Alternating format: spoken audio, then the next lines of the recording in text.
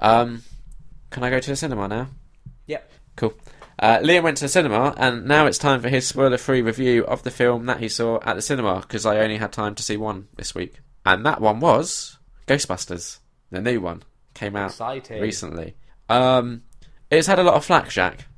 I noticed. That was good.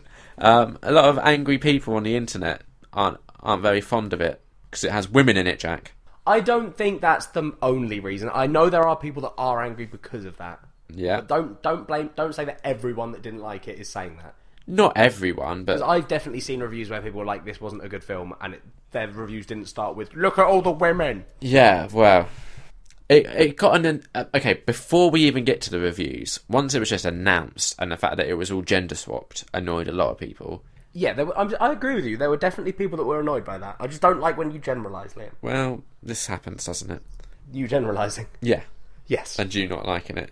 Yes. So yeah, it is basically a gender-swapped remake of Ghostbusters. Now, personally, I would have preferred it to have been like a semi-sequel of sorts, or like almost like a reboot, if you will, where it takes place in the same universe as the last two movies did, and it kind of will address those events that happened.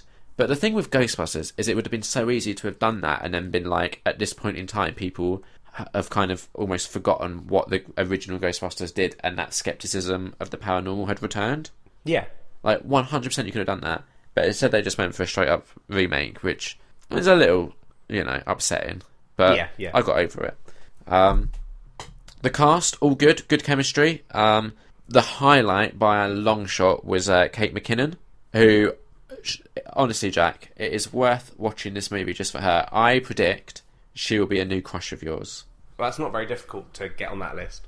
It's not, but out of all four of them, I think she's the one you'd be like, I want to marry that woman. Okay. Chris Hemsworth was amazing as this like ditzy receptionist. Yeah. Just it had enough chuckles in it that I was happy.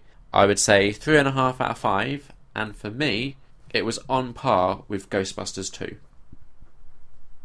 That's quite impressive considering the flack it's been getting. Yeah, the other thing I quite liked is how it incorporated the original cast members with little cameos and kind of little nods and winks. And I've heard some people say it was a bit much for them. I actually quite enjoyed it. I thought it was just fine. Fair enough.